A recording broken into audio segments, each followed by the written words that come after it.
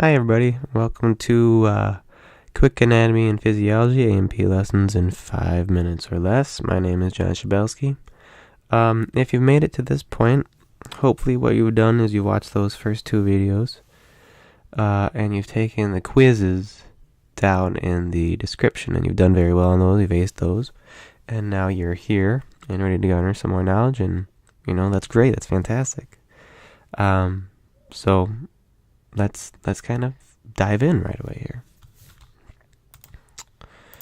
here. Today we are going to talk about major body regions, two of which will be the axial region and the appendicular region. So the skeleton, there's one of two ways that you can look at the skeleton. You can look at the skeleton in terms of the axial or in terms of the appendicular. So let's take this first one here, the axial skeleton. The axial region, what axial refers to or means is related to or situated in the central part of the body. So key word for you is central. All right, so if we have our schematic here, we have our skeleton. The bones located in the center of the body are referred to as your axial region. These are the collections of bones right here.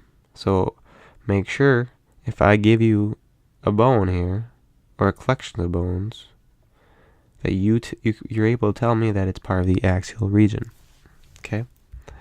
So things like the head, the neck, and the trunk are all part of the axial region. What we can do with the trunk here is we can divide it. There's a natural divider in the body. That's our diaphragm. That divides the body into the thoracic region and the abdominal region.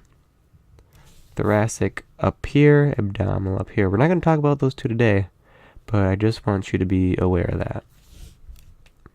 Let's move on to the appendicular. So, appendicular derives from the word root append, and that means relating to or denoting an appendage or appendages. And what is an appendage?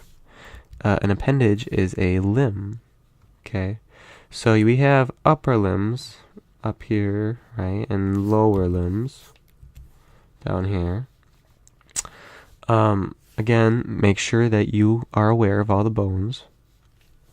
But the upper limbs, some of the specific names for them. You got the brachial region, or the arm, made up of that humerus bone there. You got the forearm, the antebrachial. That's made up of the radius and ulna. That's the forearm. The wrist, the carpals, right? That's right here, the carpal bones. You have the hand, the manual region, made up of the metacarpals, and the fingers, the digits. Those are made up of the phalanges. Then you have your lower limbs, right? And also, if we go back, the clavicle and scapula is also part of the upper limbs, and they're also considered appendicular. They're part of the appendicular skeleton. Okay. Then you have your lower limbs, right? You have the femoral region, the thigh, made up of the femur, of course. The leg, the crural region, made up of the tibia and fibula. The tarsal region, the ankle, made up of the tarsal bones, of course. The foot, the pedal region, made up of the metatarsals. And the toes, the digits, made up of the phalanges. Also part of the lower limb and considered to be part of the appendicular region is the hip bone. The hip bone is comprised of three different bones: the pubis, the ilium, and the ischium. And so those are also part of the appendicular region. So make sure you know that, these bones here are of the appendicular region. Okay, you can pause the video, whatever you have to do.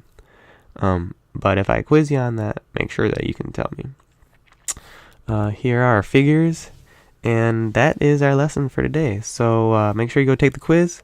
If you like the video, smack that like button, subscribe, and I will see you again next time.